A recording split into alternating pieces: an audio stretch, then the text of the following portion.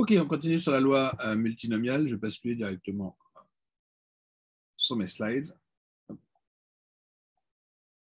Donc, on avait commencé à décrire la loi multinomiale. Donc, c'était un peu l'objet de ce chapitre. Donc, je rappelle, la loi multinomiale, c'est celle qu'on va retrouver quand on travaille sur un tableau de comptage. Okay, donc, un tableau de comptage, c'est-à-dire ce qu'on va avoir essentiellement quand on travaille sur des variables catégorielles. Donc, derrière se cachent des variables catégorielles. Donc, juste pour redéfinir, je vais définir NJ qui sera le nombre de fois où j'ai obtenu la modalité J parmi mes observations XI. Okay. Et les XI, ils prennent les modalités qui vont être en gros l'ensemble 1J. D'accord. Donc, ils prennent J modalité. Donc, on avait vu un exemple un peu particulier, c'était la couleur des cheveux. Okay. Donc, par exemple, quand on travaillait sur la couleur des cheveux, on avait J égale 4. Et donc, on avait des cheveux qui étaient black, brown, red et blonde. Donc, on avait 4 modalités possibles. Et donc, on s'intéressait à la distribution du vecteur de nos 4 comptages. Okay. Et on avait dit que c'était caractérisé par une loi multinomiale, okay, qui était donnée par cette expression un peu moche. Mais ce qu'on avait noté, c'était chacun des NJ suit en fait une loi Bernoulli, une somme de Bernoulli, donc on a des variables binomiales, okay, mais on n'a pas l'indépendance. Donc ça, c'était la petite discussion qu'on avait dans la capsule précédente, où on discutait le fait que les NJ ne pouvaient pas être indépendants, puisqu'en fait, ils somment à n, étant donné que n, c'est la taille de mon échantillon. Donc ce n, c'est la somme des n1, NJ.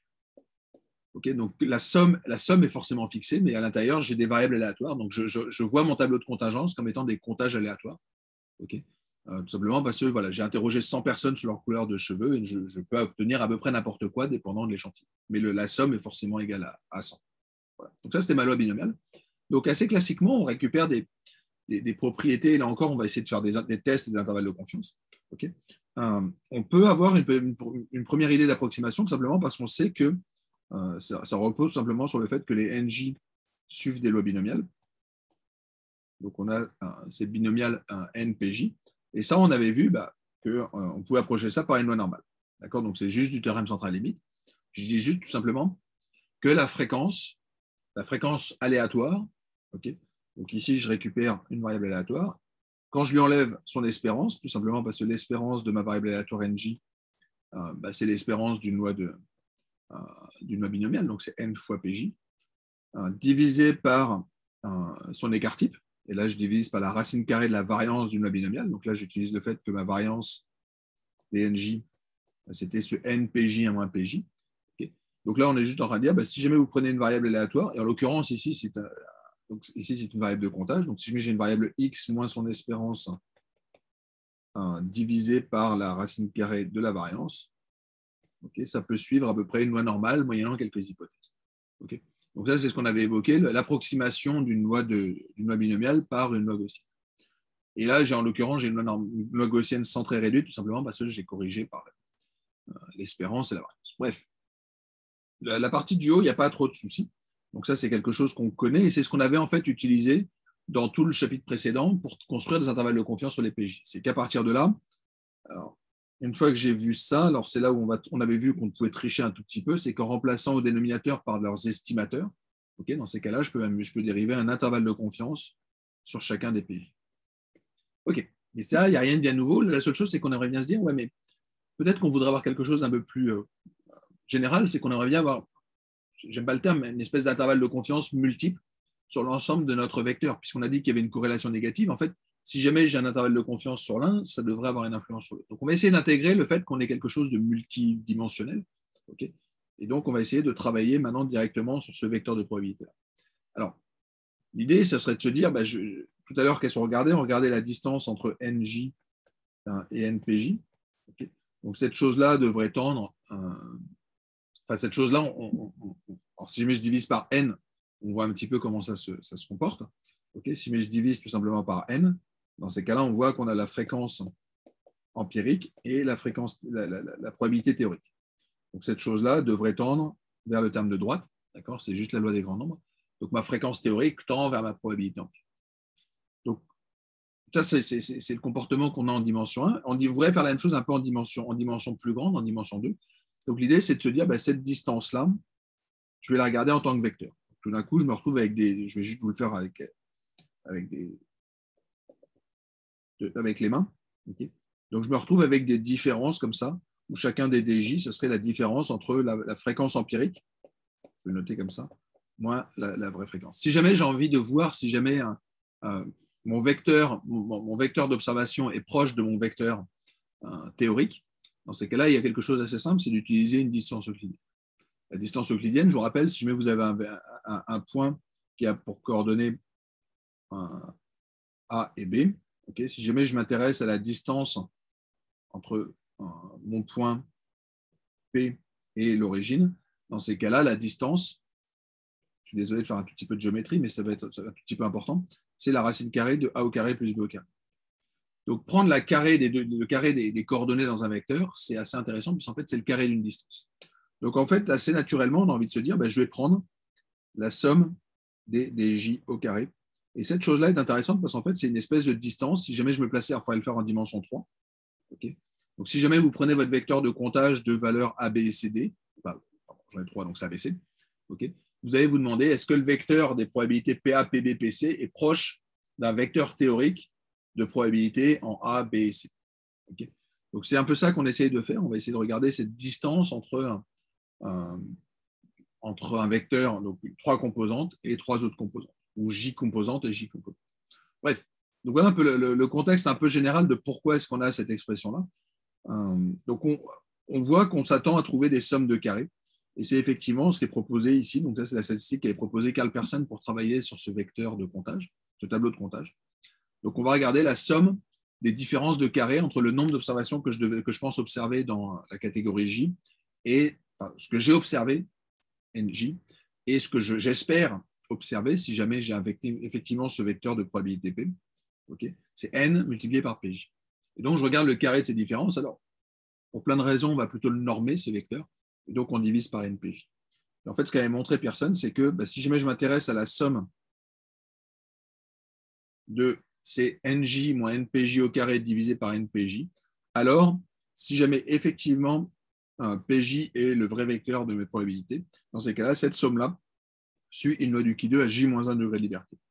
Donc, le Qui2, alors c'est un petit peu compliqué, c'est pour ça que je dis que c'est admis, mais bon, on n'est pas exactement sur le carré de cette chose-là, essentiellement parce qu'en fait, on a supprimé un petit peu ce NPJ, okay, mais ça, c'est pas très très grave. Donc on voit que cette grandeur-là, en fait, c'est le carré de celle qui se trouve ici. Okay, donc on n'est pas très loin d'admettre effectivement qu'on retrouve des carrés, donc on a des sommes de carrés. Okay, donc voir apparaître un Qui2, ce n'est pas complètement surprenant. Et l'histoire du moins 1, c'est essentiellement lié au fait qu'on a un degré de liberté qui est perdu parce que la somme des NJ est égale à petit n. D'accord. Donc ils sont contraints. Donc en gros, ce moins 1 tient compte de la corrélation négative qu'il y a entre les NI et les NJ. Okay. Donc voilà, je vous le fais un peu avec les mains, mais c'est un peu l'idée qui va se cacher derrière. Et ça, c'est relativement intéressant parce que tout d'un coup, j'ai un outil que je pourrais utiliser pour faire toutes sortes de choses, en particulier pour faire des tests. Donc pour savoir si effectivement un vecteur de probabilité, c'est le bon vecteur pour une distribution. Donc c'est ce que je vous propose ici. Est-ce que je peux tester? Donc c'est en fait l'extension du test qu'on avait quand on faisait des fréquences dans le chapitre précédent, donc sur les proportions. Je vais me demander, est-ce que c'est possible que ma probabilité soit une certaine probabilité P0? L'hypothèse alternative étant l'hypothèse classique dans un test bilatéral, qui est que ce n'est pas ce vecteur-là. Okay, donc ça, c'est une espèce d'extension de P égale P0 qu'on avait quand on était sur des variables de Bernoulli de paramètre P. Est-ce que ma probabilité de faire un lancer de pile ou face, est-ce que ça vaut un demi? Alors en fait, on pourrait le réécrire de manière un tout petit peu différente, c'est que ce vecteur-là, je pourrais dire, je vais m'intéresser à la probabilité de valoir 0. Donc, je ne sais pas trop comment le noter, mais on pourrait l'appeler P0, P1. Est-ce que P0, P1 est égal à un certain vecteur? Alors, en l'occurrence, ce serait 1 moins P0, P0. Okay. Donc, vous me donnez une certaine valeur P0, par exemple 1 demi, et dans ces cas, je me demande, est-ce que la probabilité de valeur 0 et la probabilité de valeur 1 valent ce vecteur 1 demi, 1 demi? Okay. Donc, comme on avait encore une fois cette contrainte forte dans le cas binaire qui était que quand vous avez vos zéros, vous avez forcément vos 1, et inversement, quand vous avez vos 1, vous avez forcément vos 0. Dans ces cas-là, ça s'écrivait comme un problème univarié. Mais à partir du moment où j'ai au moins 2 modalités, dans ces cas-là, je me retrouve avec un test vectoriel. Et c'est ça qu'on est en train de regarder. Et P égale P0, ça veut dire est-ce que pour tout J, est-ce que PJ, le PJ, qui est la probabilité d'être dans la catégorie J, c'est ce P0J, qui est celle que je vais donner explicitement. Par exemple, si jamais j'avais 3 couleurs de cheveux, est-ce qu'on est uniforme ou pas? Donc, est-ce que la probabilité d'être, alors je reviens sur mes 3 couleurs, noir, roux et blond, est-ce que la probabilité associée à ce vecteur-là est un tiers, un tiers, un tiers? Voilà, c'est ça la question qu'on se pose. Après, forcément, si jamais il y en a un pour lequel la probabilité dépasse, c'est forcément que sur au moins un autre, ça va dépasser dans l'autre sens. Okay, donc, il y a forcément un équilibre, puisque la somme des probabilités vaut 1 à la fois sur mon vecteur P, mais aussi sur mon vecteur P0. Donc, on a cette petite contrainte. Le test, c'est est-ce que mes 3 probabilités sont bien égales? D'accord, j'insiste là-dessus. On est vraiment sur un test de vecteur, dans le sens, est-ce que toutes mes probabilités sont exactement celles que je veux obtenir? Voilà. Donc, on va arriver sur quelque chose d'un tout petit peu technique que je vais discuter après, qui est une notion de test multiple. C'est qu'en fait, on ne teste pas juste un truc. On est vraiment en train de se demander, est-ce que toutes mes probabilités sont bien égales à quelque chose? Alors, je reviendrai un petit peu sur la discussion après, mais l'avantage, c'est que quand on a dit qu'on avait un problème multivarié, ben dans ces cas-là, on sait qu'on peut utiliser la statistique qu'on a vue précédemment, puisque précisément, elle avait été construite pour ça. Donc, la statistique de test, je vous la donne parce qu'encore une fois, c'est un rectangle bleu, donc c'est une définition. C'est donc le test de Pearson qui a été proposé.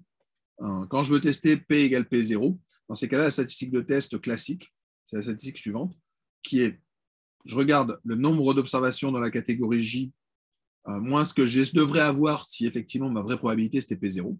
Donc c'est N fois P0. Et je ne sais pas pourquoi j'ai mis des grands N. Les grands N sont en fait des petits N. Okay. Je vais juste corriger un tout petit peu. Donc j'ai du petit n multiplié par P0J. Au dénominateur, j'ai aussi du petit n fois P0J.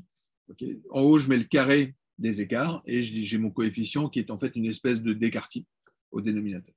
Okay, donc je regarde ces quantités-là et je les somme pour J, petit j égale 1 jusqu'à grand J. Okay, donc je regarde tout simplement la somme des différences entre mon tableau de comptage et mon tableau de comptage que je devrais avoir théoriquement si ma vraie probabilité c'était P0, c'est-à-dire tout simplement le n multiplié par chacune des probabilités P0. Okay, donc je regarde le carré de cette différence et je la divise par la probabilité théorique. Okay, donc c'est une formule que je vais sûrement redire par la suite, qui est qu'on fait la somme des nombres observés moins la somme des n théoriques que j'élève au carré, que je divise par la somme des n théoriques. Okay, ben cette chose-là, si jamais effectivement l'hypothèse H0 était vraie, dans ces cas-là, on devrait avoir une loi du Qui2 à J-1 degré de liberté. Donc à partir de là, j'ai ma procédure de test. Si jamais cette valeur-là est trop grande, et le grand va être défini par rapport à un quantile d'une loi du quantile, par rapport à une loi du Qui2 à J-1 degré de liberté. Okay, donc si jamais je suis trop grand, dans ces cas-là, je vais rejeter mon hypothèse H0 qui est que ma probabilité est bonne. Okay, donc c'est ça qu'on va faire par la suite. Donc par exemple, ici, j'ai lancé un dé. Okay, donc j'ai lancé un dé, j'ai récupéré ce tableau. Donc on est vraiment sur un tableau de comptage. Alors la fonction en R pour récupérer un tableau de comptage quand vous avez des variables catégorielles, c'est table. Okay, donc ici, j'ai tout simplement le vecteur dont je parlais auparavant, qui est le vecteur n, n1, n6. Okay, donc c'est mon comptage de combien de fois est-ce que j'ai obtenu un 1, 2, 3, 4, 5, 6. Donc ici, je retrouve les modalités. Et au dénominateur, je retrouve au dénominateur. Sur la ligne juste en dessous, je retrouve mes différents comptages sur mon échantillon. Donc ce que nous dit le test qu'on vient de voir, c'est si jamais j'ai envie de tester pour savoir si mon dé est biaisé, je ne me contente pas de faire un test unique pour voir si chacune des probabilités vaut un sixième. Je vais faire un test global. Okay, donc, encore, je vais discuter un tout petit peu ces histoires de tests multiples et vous expliquer qu'un test multiple, ce n'est pas plusieurs petits tests simples. Okay, essentiellement parce que l'idée des tests simples, c'est de dire l'erreur de première espèce, c'est le fait de se tromper sur un. Et là, je peux, comme tout est corrélé, en fait, je dois tenir compte de cette corrélation quand je vais construire mon test. Dans le sens où ce n'est pas possible, par exemple, que j'ai une seule valeur qui soit trop grande, par exemple. c'est que forcément, ça va se répercuter. Alors peut-être que ça va se répercuter sur une, et dans ces cas-là, c'est facile. Je vais avoir deux valeurs qui sont aberrantes, mais peut-être que je vais tomber plus souvent sur 6, mais que le reste va être uniformément réparti. Et ça sera peut-être plus difficile à observer. D'accord ? Donc c'est un peu ça l'histoire des tests multiples, c'est que se demander globalement si un test est biaisé, ça se fait proprement, et ça se fait en utilisant une statistique sur le vecteur global. Okay, donc en fait, je suis juste en train de me demander, est-ce que c'est possible de tomber sur ce tableau de comptage si effectivement j'avais une chance sur 6 de tomber sur 1, une chance sur 6 de tomber sur 2, sur 3, sur 4, sur 5, sur 6. Donc je veux vraiment travailler sur la loi propre, c'est-à-dire la loi multinomiale sous-jacente, et non pas sur des collections de variables de Bernoulli, okay, qui sont en plus corrélées. Voilà. Donc ça pour dire qu'on va utiliser la statistique qu'on vient de voir. La statistique qu'on vient de voir, c'était quoi? C'était la somme des nombres observés moins des nombres théoriques. Je prends leur carré, je divise par le nombre théorique. Okay. Donc, en gros, je vais récupérer une somme de 6 termes. 1, 2, 3, 4, et forcément, ça a coupé parce que je n'avais pas assez de place. Et donc, on va retrouver chacun des termes. Je mets le nombre d'observés, 88. Okay. Donc, effectivement, j'ai 88 observés. Le nombre théorique, c'est quoi? Le nombre théorique, c'est le nombre d'observations multiplié par la probabilité théorique que je devrais avoir si le D n'était pas biaisé, c'est-à-dire un sixième. Donc, comme j'ai pris des chiffres qui permettent de faire des calculs simples. Donc, normalement, si jamais ma pièce n'est pas truquée, en espérance, je devrais avoir 100, qui est mon nombre théorique. Donc, le nombre théorique que je devrais avoir, c'est 100. Donc, je vais tout simplement faire les sommes des différences des carrés de toutes mes valeurs. Donc, 88 moins 100 au carré, 109 moins 100 au carré, 107 moins 100 au carré, 94 moins 100 au carré, et puis je vais prendre comme ça toutes les valeurs. Donc, ça, c'est les numérateurs. Donc, j'ai mes différences. Et à chaque fois, au dénominateur, je divise par le nombre théorique. Alors, j'insiste là-dessus, on divise par le nombre théorique et pas le nombre d'observations. La méthode très simple pour s'en souvenir, c'est que si jamais vous aviez des catégories qui étaient relativement rares, pensez à la couleur des cheveux, supposons qu'il y ait une couleur des cheveux vert, peut-être que j'aurais personne dans cette catégorie-là. Et le problème de cet objet-là, c'est que si jamais je commence à diviser par 0, on voit que ça ne va pas aller. Donc, on va utiliser ce nombre théorique essentiellement parce que si jamais la catégorie existe, c'est que je suppose qu'il y a quelqu'un au moins dans cette catégorie. D'accord? Je ne l'ai pas dit, mais dans les variables catégorielles, toutes les catégories que vous créez, c'est parce que vous pensez que quelqu'un peut tomber dedans. Donc, vous avez forcément un P0 qui est strictement positif. Okay? Donc, pour tout J, la probabilité de tomber dans la catégorie J est strictement positive. Au pire, c'est tout petit, parce que je sais que les cheveux verts, ce n'est pas très commun. Mais je pense que je peux peut-être avoir au moins une chance sur 1000 ou une chance sur 10 000 dans la. Okay? Donc, le nombre que j'observe sera au moins strictement positif, alors que sur des données empiriques, je pourrais très bien avoir des zéros et donc avoir une statistique qui se calcule. Bref, je vous l'avais dit, la statistique de test, je ne vous ai pas défini pas pourquoi on la prenait, mais c'est comme ça qu'elle est construite. Okay? C'est le nombre d'observations moins le nombre de théoriques. Je prends le carré de cette différence et je divise par le nombre théorique que je devrais avoir et je vais sommer sur toutes les modalités possibles. Si jamais je le fais, sur cette base de données, je récupère 3,44. Okay? Donc ça, c'est la statistique de test. Ma statistique de test vaut 3,44. Ce qu'on avait dit, c'était si jamais H0 était vrai, je devrais avoir une loi du qui 2. Okay? Donc je vous rappelle, une loi du qui 2, c'est une loi qui ressemble à ça, qui est centrée à peu près sur le nombre de degrés de liberté, enfin qui est centrée. Son espérance, c'est le nombre de degrés de liberté. Donc ça devrait être à peu près centré sur 6-1, c'est-à-dire 5. Okay, donc nous, on est tombé sur 3,4. Donc a priori, on est quand même au-dessous de 5, qui était l'espérance. Donc il y a quand même pas mal de chances pour qu'on soit en dessous du quantile. Alors je peux quand même aller récupérer le quantile à 95%. C'est ce qui est fait ici. Donc je récupère le quantile à 95% d'une loi du quantile à 5 degrés de liberté. Et je serai à 11,07. Okay, donc ça veut dire que dès que je dépasse 11, dans ces cas-là, je suis dans la région de rejet. Donc si ma statistique de test obtenue sur des lancers de 600 D, si jamais ma statistique de loi du qui2 dépasse 11, dans ces cas-là, je vais rejeter l'hypothèse que le D n'est pas biaisé. Okay, encore une fois, l'hypothèse H0, c'est que pour tout J, on est un sixième. C'est ça qu'on essaie de tester. Est-ce que la probabilité vaut P0 ? Dans ces cas-là, si jamais je suis dans la région de gauche, dans ces cas-là, je vais accepter l'hypothèse que mon D n'est pas truqué. Okay. Je peux aussi récupérer je peux récupérer ma p-value. OK, ma p-value, elle vaut 63%. D'accord, donc c'est la probabilité qui va se trouver là. Donc là, j'ai ma valeur P. Ok, ma valeur P, elle vaut 1 moins la statistique du Ki2 pris en mon observation. Okay, donc c'est le fait qu'on utilise que c'est 1 moins le quantile de ma loi du Ki2 pris en la valeur que j'ai pu observer. Pardon. On est sur la probabilité, ce n'est pas du quantile, c'est la probabilité. Okay, donc je n'ai pas ce petit moins 1 qui traîne. Donc on récupère quelque chose qui ressemble à ça. Donc ça fait du 63%. Donc, puisque à gauche, je dois avoir ce 37% de chance d'être plus petit que 3,44 quand j'ai une loi du Ki2 à 5 degrés de liberté. Donc j'ai 1 moins ce 37%. Donc ça fait du 63% de chance d'être au-delà de mon seuil. Donc ça me fait une p-value qui est plus grande que 5%. Okay, donc je vais avoir tendance à accepter mon hypothèse HG. Supposons que j'ai obtenu d'autres statistiques. Je relance avec un autre dé. Cette fois-ci, j'obtiens ces valeurs-là. Alors, on voit qu'on a une valeur, cette fois-ci, qui est relativement importante. Donc, tout à l'heure, mon maximum était obtenu, mon minimum était à 88, mon maximum était à 109. Donc, on voyait qu'on avait un écart de moins 12 et plus 9. Ici, tout d'un coup, on a un écart de plus 31 par rapport à la valeur centrale. Donc, je vais avoir une valeur ici qui est relativement importante, okay, qui peut-être pourrait faire que mon test ne passe pas. Alors, on va essayer de regarder. Donc, j'ai encore une fois toutes mes statistiques. Donc, j'ai beaucoup de fois obtenu ce 2. Okay. Je calcule ma statistique de test. Donc, comme toujours, la somme des nombres observés moins la somme des nombres théoriques divisé par la somme des nombres théoriques. Et en haut, je prends un carré. Je prends ça sur toutes mes modalités. Donc, je récupère mes 6 termes qui sont là, plus celui qui manque, et je les somme. Donc, c'est exactement ce que je fais ici. Je prends mes statistiques, moins le 100, je l'élève au carré et je divise par 100 et je somme toutes ces valeurs. Donc là, ce qu'on observe, c'est qu'on tombe sur 12,92. Mon quantile, ma valeur critique ne change pas, donc elle est toujours vers 11. Donc cette fois-ci, on dépasse 11. Okay. Donc on avait notre loi du Ki2 qui était quelque chose qui était comme ça.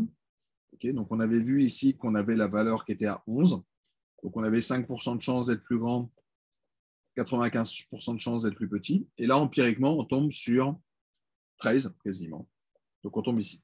Okay, donc notre statistique de test est dans la région de rejet. Dans ces cas-là, on va rejeter l'hypothèse qu'on a un dé qui n'est pas triché, qui n'est pas pipé.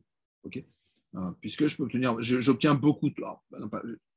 Je vais un tout petit peu trop loin. Là, je suis en train de vous dire pourquoi est-ce que je pense qu'il est truqué. Pour le moment, on dit juste qu'il n'est pas truqué. On ne sait pas pourquoi, mais on sait qu'il est truqué. En tout cas, le test nous dit qu'il y a plus de chances. En tout cas, si je veux tester le fait qu'il est truqué, j'ai plutôt tendance à rejeter cette hypothèse.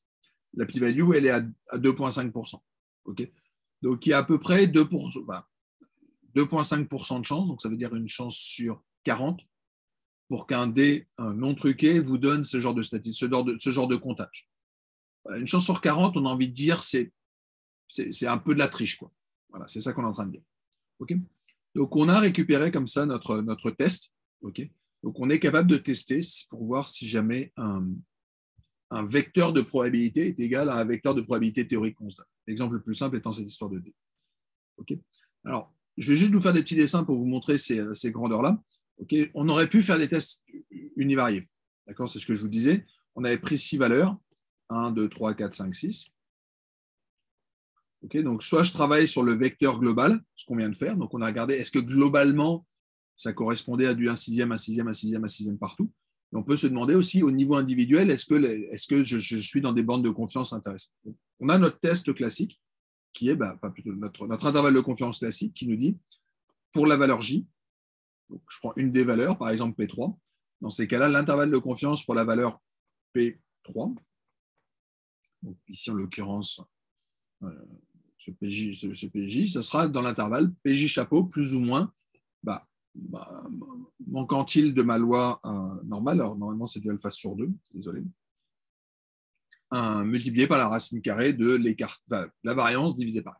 Okay, donc ça, c'est mes intervalles de confiance univariés, donc je peux les tracer sur mon bar plot, c'est exactement ce que j'ai fait ici. Alors soit je le fais sur la probabilité, comme je le fais en haut, soit je le fais sur la fréquence, tout simplement en remultipliant tout le monde par n. D'accord, donc j'utilise le fait que NJ, c'est n fois PJ. Okay, donc je peux construire l'intervalle de confiance non pas sur les probabilités, mais sur les les tableaux de contingence et sur les nombres de fois où je suis tombé dans chacune des catégories. Donc, ça permet de récupérer ces petites bandes de confiance. Et donc, on voit effectivement que sur mon premier tirage, où j'avais eu mon 88, je ne sais plus combien, 100 et quelques, ben voilà, je n'avais pas obtenu de grande valeur, on était effectivement toujours, la valeur 1 sixième était toujours dans l'intervalle de confiance. Dans le deuxième cas, on a vu qu'on était largement ressorti sur le 131 au deuxième tirage. Et donc, on l'observe ici, effectivement, je ne suis pas dans l'intervalle de confiance.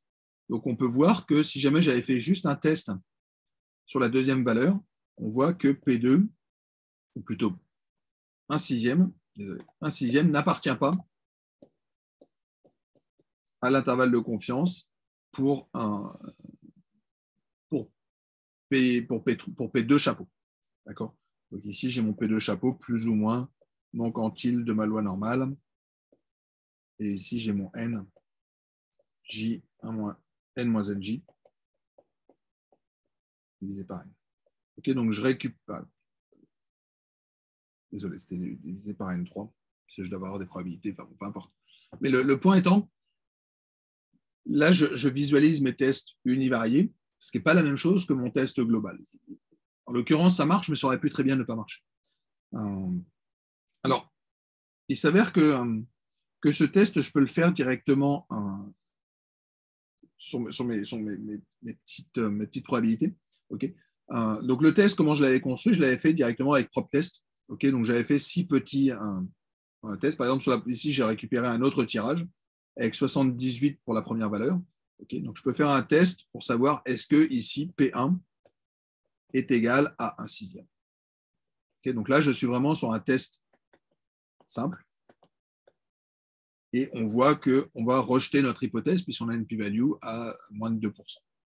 D'accord ? Donc, comme je suis plus petit que 5%, je rejette l'hypothèse H0. Okay ? Donc, c'est ce qu'on observe sur ce dessin-là. Effectivement, j'étais plus petit. D'accord ? Mais on peut s'apercevoir que, alors c'est ce que je devais observer sur un des comptages, je crois, alors je ne l'ai pas mis ici, mais c'est tout à fait possible, en fait, que même si jamais, là, je le fais dans l'autre sens, même si jamais je rejette le test que au niveau individuel, une des valeurs n'est pas égale à 1 sixième, quand je le fais globalement, si jamais je le fais sur mon test du Ki2, dans ces cas-là, on a une p-value qui est à 17%. Okay, c'est ce que je calcule ici.